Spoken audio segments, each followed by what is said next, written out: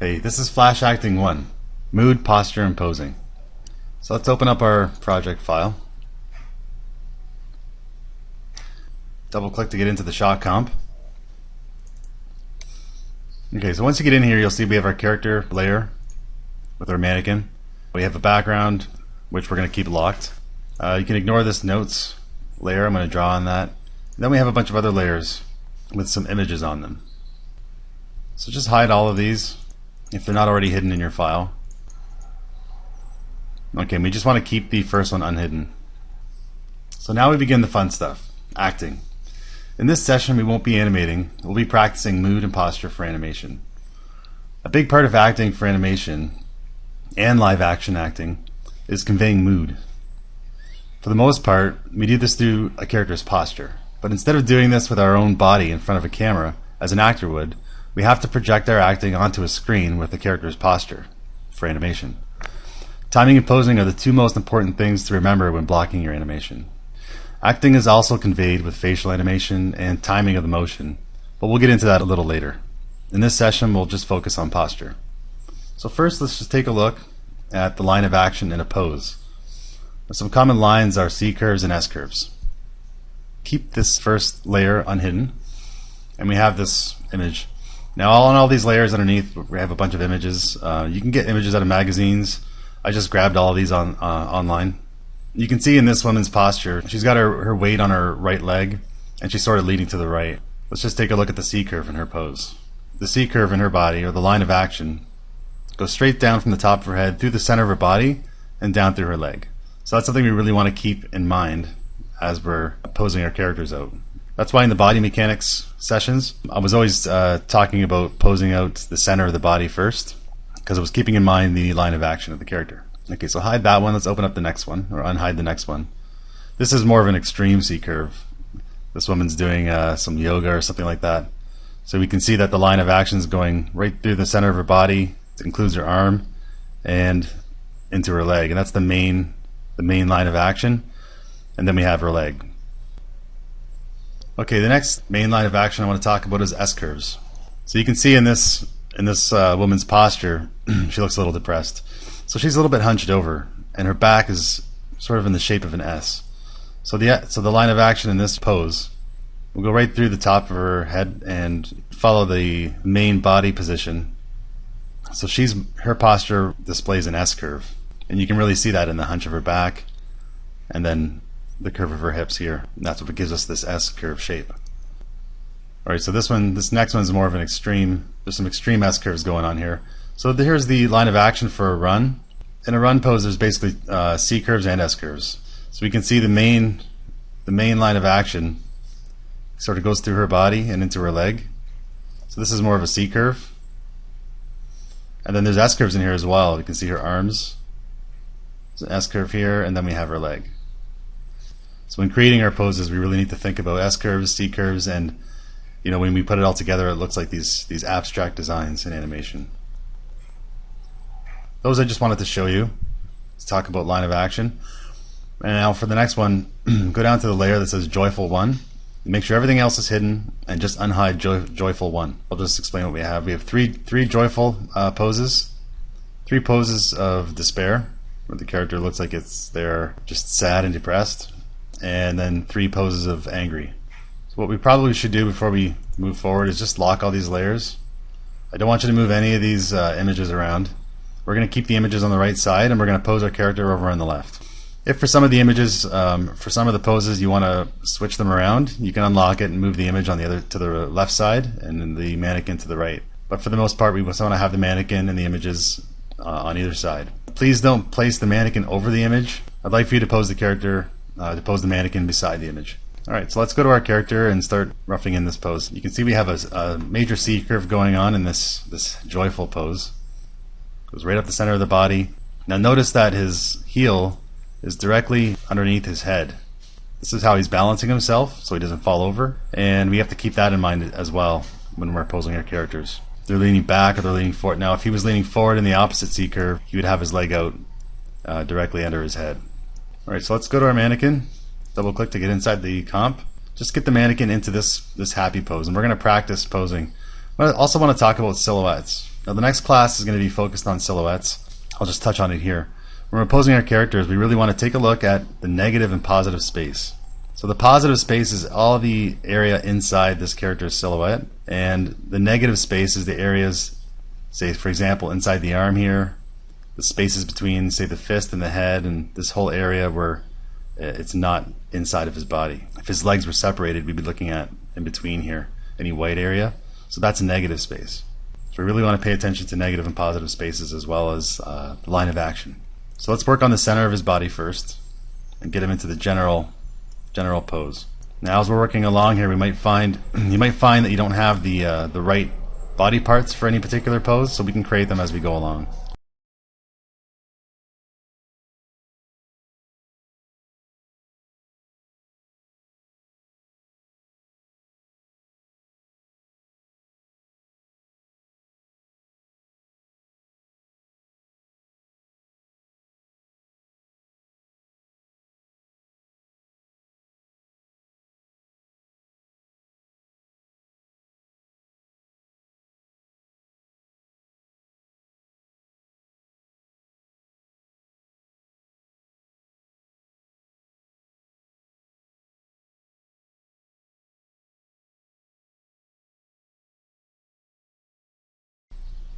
Alright, so we pretty much, we almost have him into his pose, but we're going to fix these hands and swap the hands out. Another thing to mention too is exaggeration, which is one of the animation principles. Now I think when they first were talking about exaggeration for the original animation principles, they were talking about exaggerating your drawing, but really we should exaggerate everything in animation just so that it reads well for the audience and it conveys the idea that we're trying to convey, and it's very clear and there's no question as to what's happening. So we're going to exaggerate this pose a little bit.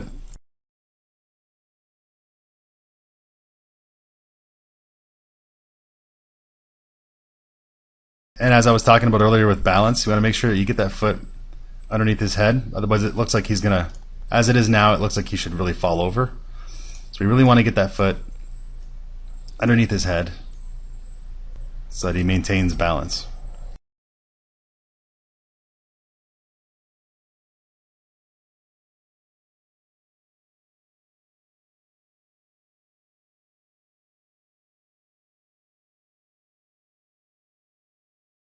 We don't have this hand. This hand we have, but we don't have this hand, which is the side view of the hand on the pinky side. And we can draw one out, but I think this works okay. Sometimes in Flash you'll just use what you have if it's working out alright.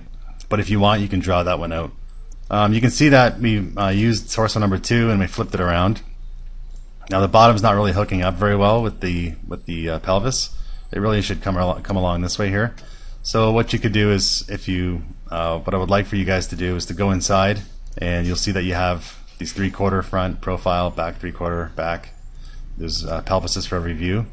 If you can find one that works a little bit better, or just create a blank keyframe over here next to the last torso in the front 3/4, and just go to blank keyframe, insert blank keyframe, and then just draw a new one.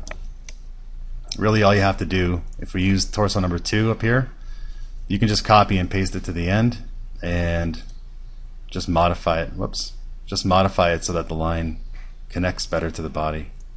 So this pose is going to be on frame 1. Just go over to frame 2, set a new keyframe. We'll come back out and we'll shut off Joyful 1 and turn on Joyful 2, and then we'll go inside and set our next pose. Okay, so let's find the line of action in this pose. So this pose has more of an S curve. The general shape of this pose, or line of action, is more in an S, even though she does arc the upper back this way. Alright, so let's practice setting this happy pose. So first thing I'm going to do is work on the center of the body.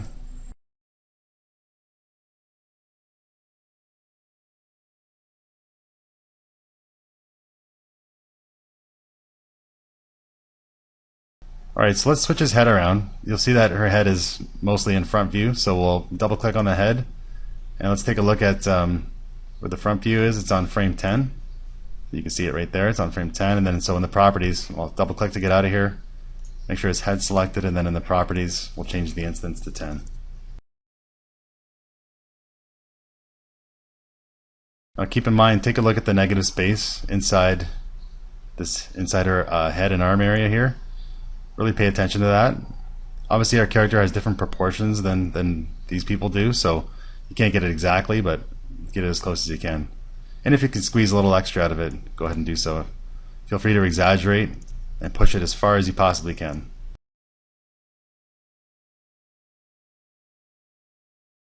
Okay, so for this area here, you can see her arms right up against her body. Now that's fine, but our character doesn't really work with our character because of his body. Because of the way his torso is shaped here. But we can get this foreshortening. We can do that in two different ways. We can take the easy road here and just scale it, and I think that'll actually work for this. Otherwise, we can go inside the arm and just draw a new arm beside the one that's already existing, and then you would change the instance here to number 2. But for this scenario, I think we can just scale the arm and we'll be okay. Just shorten it and fatten it up a little bit.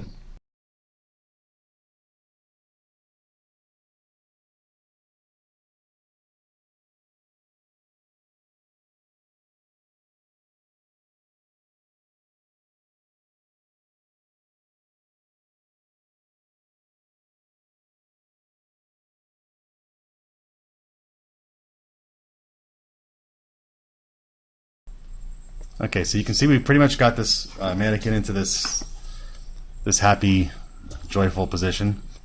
What's happening here is my character isn't feeling balanced. We want to make sure that heel is underneath the head, and you can see on hers, if you run a line from the heel straight up, it'll go right to about her neck. So you want to make sure we have that going on here.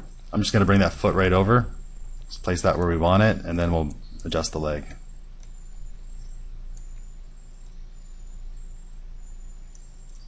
So again, we want to make sure we pay attention to our silhouettes and ensure that we have a nice, clear pose for the audience to read and not question what's happening at all. Okay, so if you want to get this a little more accurate to the picture, this arm obviously is not exactly the same. This hand is behind the forearm. So what we could do is just grab the hand layer in the timeline here and just drag it over top of the forearm and bring it like that. Alright, so we're pretty much through with this one.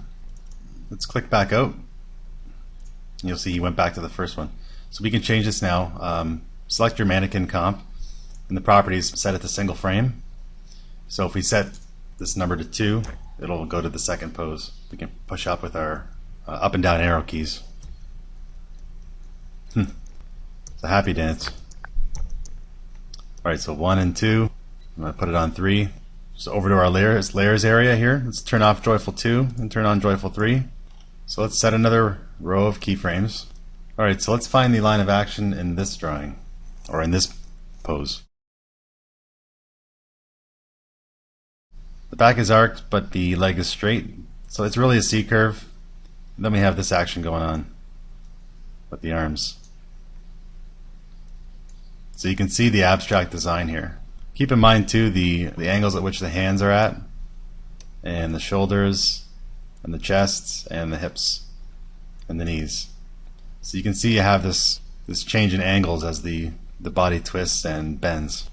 Alright, so we already set our third key, and let's start posing our character out.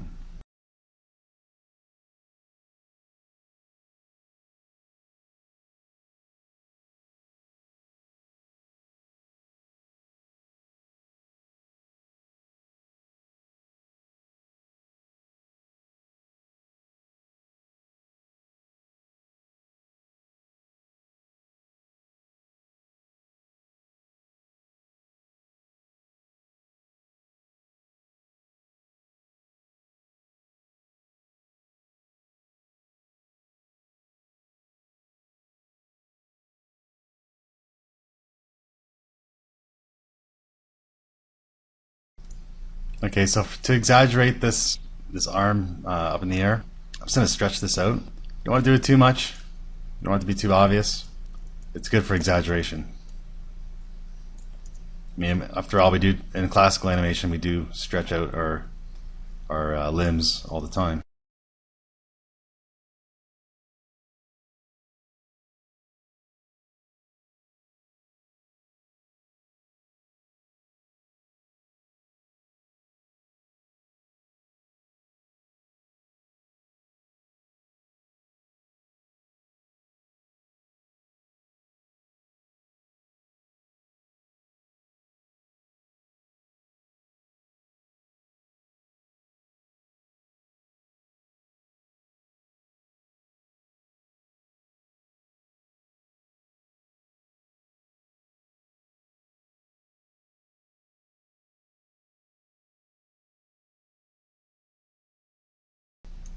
Alright, so that's working out pretty good. Now she has a dress on, but we can see that her knees are pretty much together. Obviously in our mannequin character our legs are a little more spread out, but that actually adds to it a little bit because we have some more negative space in here that helps the character to read clearly, and it just works out much better. Alright, so let's back out of this by double clicking in space here, and let's turn off Joyful 3, and now we're going to do some disparaging poses. So let's take a look at where the line of action is. So this is definitely a C curve. The back's arched through the leg, then we have the other leg that comes out, and then we have this pattern with the arms. So let's get the character into this pose. We'll work on the center of the body first. Let's set a new row of keys, and we'll start posing.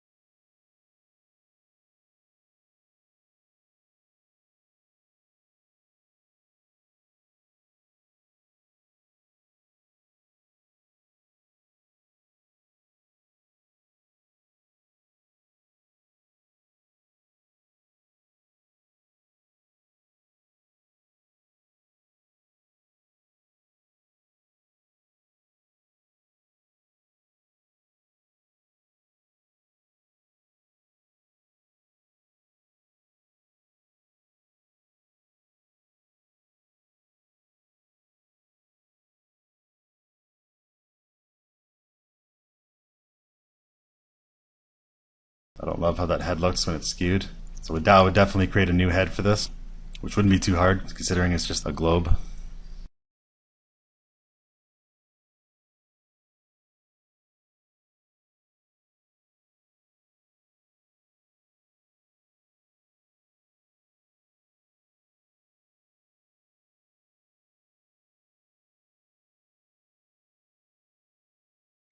Alright, so that's pretty good. Let's go to Despair 2.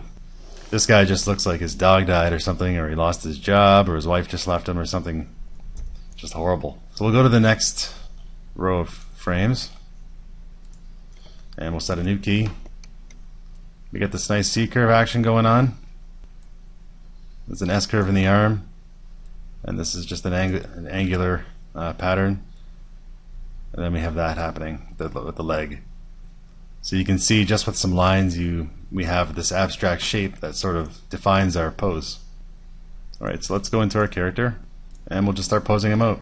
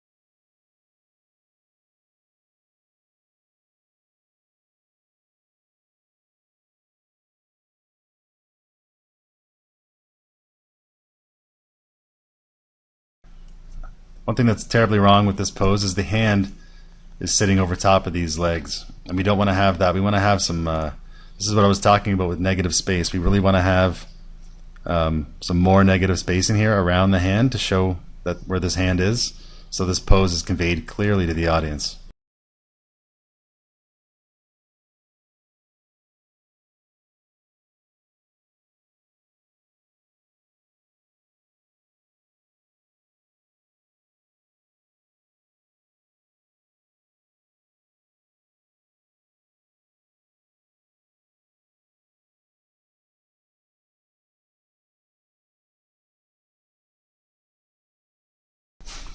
Alright, so that's not looking too bad. So I'll leave it up to you to try and exaggerate that further and get them looking even more sad. Maybe try to get some more negative space in toward here and anywhere else you can to really create this impression of despair and sadness. Alright, so next up we have a basic sad pose where he's just, looking down. Often a character will be sad looking down and walking. Children often do this when they're upset. In real life, for the most part, he's pretty straight. I think it'd be good to do a little bit of a C curve, but the main part is just to have that head hanging down. Alright, so let's set another row of keys. So I'm going to get his legs out of the way for now.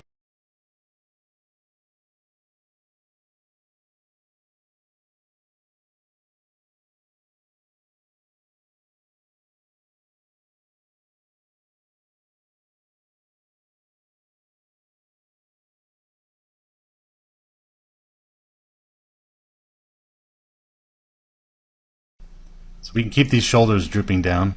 Might want to even show that shoulder on the left side, just to show that it's low. Anything you can do to help squeeze out that impression of what this character is supposed to be feeling. He's feeling low, his shoulders are low, everything's drooping down. So depressed that he's just allowing gravity to take control of his body and bring it straight down. He's as low as he can go.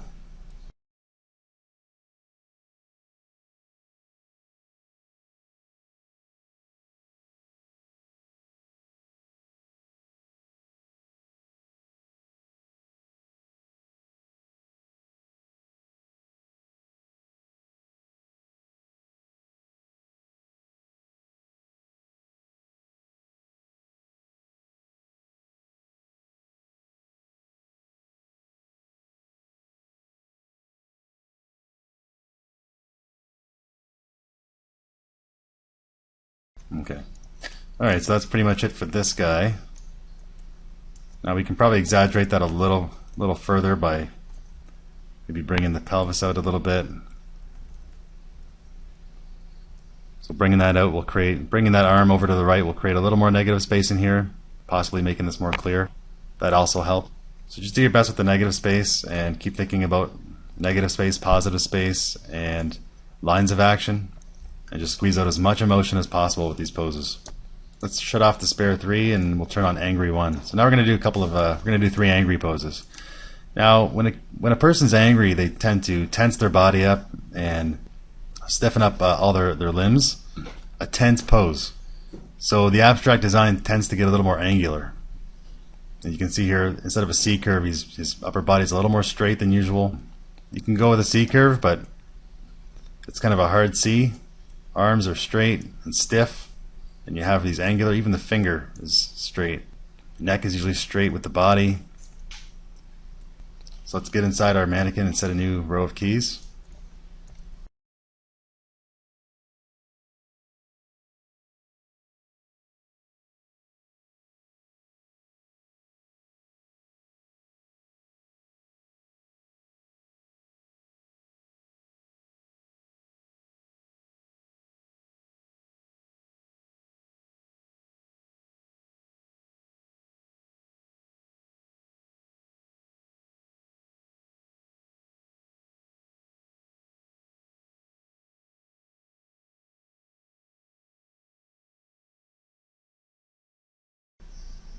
Okay, so for this pose, his arm is in front of his hip here. Let's try to avoid that and go for a better silhouette. And I'm even going to bring this hand into a fist, just to get more emotion out of it.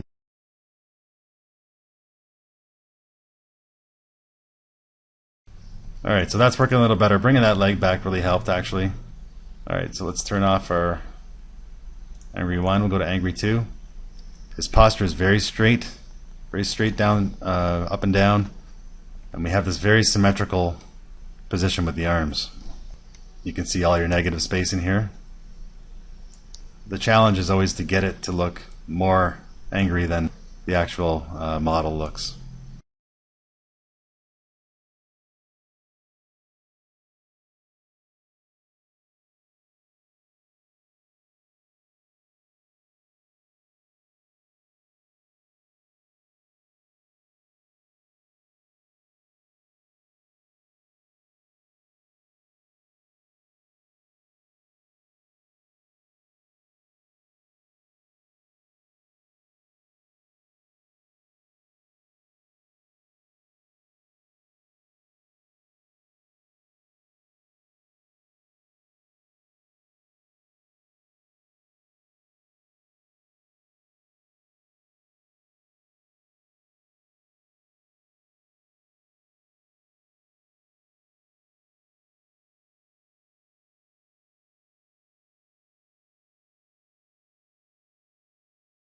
One thing I noticed too is he's kind of hunched forward.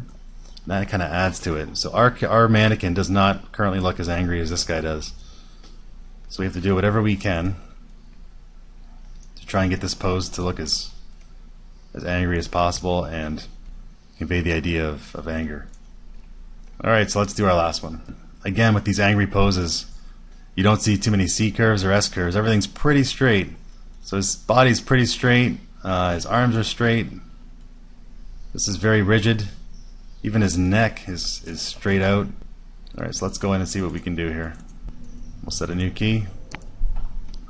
He's mostly in front view here, except for his head, so we'll just get his head in 3/4.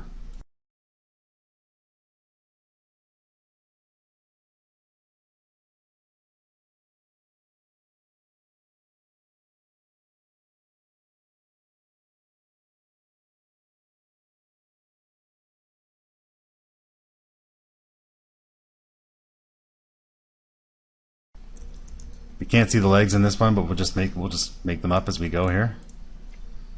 Imagine he's probably just standing straight up. I can't imagine there's a heck of a lot of bend in his knees.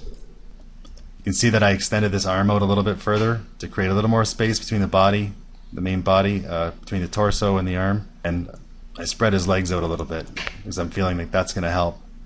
He's in a stance like he's gonna, he's fight or flight, right? So he's about to fight. He's getting ready. And any other ways that you can find to make this character look more angry, please feel free to do that. Alright, so that's it for this class. Do save your file, save as, and save it as a different file name. And you can just send me the scene file, the Flash file.